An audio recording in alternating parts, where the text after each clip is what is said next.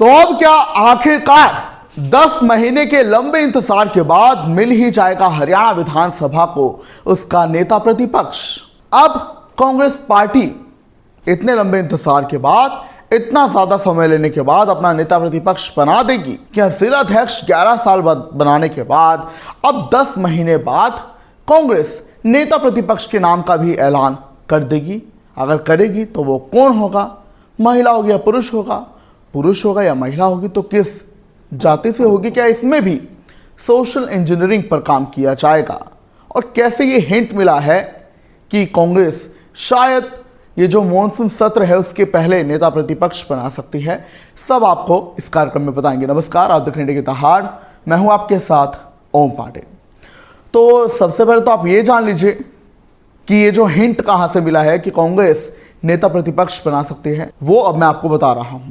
देखिए, कांग्रेस के जो प्रदेश प्रभारी हैं बीके हरिप्रसाद, उन्होंने हिंट दिया है कि कांग्रेस मॉनसून सत्र के पहले जो है नेता प्रतिपक्ष बना सकती है। और इसी को लेकर जो है कांग्रेस के जो संगठन महासचिव है केसी वेणुगोपाल, उनके 7 नामों पर चर्चा भी हो चुकी है। जानकारी ये है सूत्रों के हवाले से कि अभी 5 नामों पर चर्चा जोरों शोरों से हो रही है। और जो है मॉनसून सत्र, जिसे कि अभी शुरू होने में 5 दिन बाकी हैं, क्योंकि मॉनसून सत्र 22 अगस्त से शुरू होकर 26 अगस्त तक चलेगा, तो अभी 5 दिन का समय बाकी है। और बीके हरिप्रसाद ने हिंट दिया है कि शायद अब नेता प्रतिपक्ष के नाम का ऐलान भी हो सकता है। आपको बता दें कि पहली बार 20 सालों में ऐसा हुआ। कितना इंतजार करना पड़ा है नेता प्रतिपक्ष के लिए, और 10 महीने विधानसभा चुनाव कंप्लीट हो चुके हैं, सरकार भी बन चुकी है। 8 अक्टूबर को तब नतीजे हुए थे, लेकिन तब से अब तक एक बार भी नेता प्रतिपक्ष के नाम का ऐलान नहीं हुआ। हाल ही में जब बजट सत्र आया था तो भी नाम गूंजा था कि शायद अब कांग्रेस नेता प्रतिपक्ष बना देगी, लेकिन पहली बार हरियाणा विधानसभा का ये जो बजट सत्र था बिना नेता प्रतिपक्ष के ही गुजर गया। लेकिन अब जब कांग्रेस ने जिलाध्यक्ष बनाए 11 साल बाद, तो अब एक उम्मीद जागी है कि शायद नेता प्रतिपक्ष के नाम का भी ऐलान जल्दी ही हो जाए।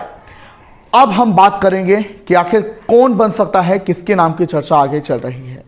तो जानकारी यह है कि गुटबाजी को तो क्योंकि कांग्रेस हाईकमान साइड ही करना चाहते हैं, लेकिन फिर भी हुड्डा गुट को वरीयता पैच लेकिन फिर भी हुड्डा गुट को वरीयता तरजीह मिल सकती है। जानकारी यह है कि विधायकों के नंबर की अगर बात करें तो सबसे ज्यादा विधायक हुड्डा गुट के ही हैं, हुड्डा खेमे के हैं। तो ऐसे में अगर विधायकों से रायशुमारी की जाएगी तो शायद हुड्डा गुट की चले और हुड्डा गुट से ही कोई नेता प्रतिपक्ष हो, या हुड्डा खुद हो या तो अशोक अरोड़ा, क्योंकि इन्हीं दो के नाम आगे चल रहे थे। और दूसरी बात, अगर इसके अलावा भी, इस गुट के अलावा भी कोई नेता प्रतिपक्ष होगा तो शायद वो दोनों ही गुट यानी कि सैलजा और हुड्डा गुट की पसंद होगा, सिर्फ सैलजा गुट से नहीं होगा। और गुटबाजी को कम करने के लिए, खत्म करने के लिए सभी की रायशुमारी ली जाएगी। ऐसे कैंडिडेट को, ऐसे नेता को नेता प्रतिपक्ष बनाया जाएगा जो दोनों का ही करीबी हो, ऐसा माना जा रहा है। लेकिन अभी जानकारी है कि हर कोई अभी लॉबिंग कर रहा है, और उधर रणदीप सुरजेवाला भी जो हैं वो भी अपने समर्थक को नेता प्रतिपक्ष बनाना चाहते हैं, उसके लिए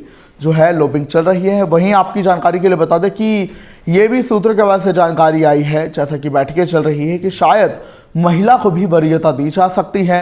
देखिए, अभी कांग्रेस में प्रदेशाध्यक्ष भी बनाया जाना है, लेकिन उसके पहले नेता प्रतिपक्ष बनाया जा सकता है। तो खबर यह है कि शायद महिला, जिसमें कि सबसे आगे गीता भुक्कल का ही नाम चल रहा है, तो उन्हें तरजीह देते हुए जो है नेता प्रतिपक्ष बनाया जा सकता है। वो पिछड़ा वर्ग से आती हैं, एससी समुदाय से वो आती हैं। वहीं आपको बता दें, बीके हरिप्रसाद ने भी कहा था कि कांग्रेस जो है ओबीसी, एससी, बीसी इस वर्ग को 50% तक जो है आरक्षण देती है।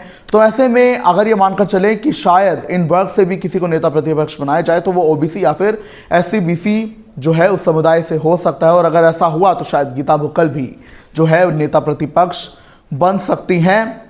उसके बाद प्रदेश अध्यक्ष जो है किसी और समुदाय से हो सकता है। कांग्रेस सोशल इंजीनियरिंग पर ध्यान दे रही है।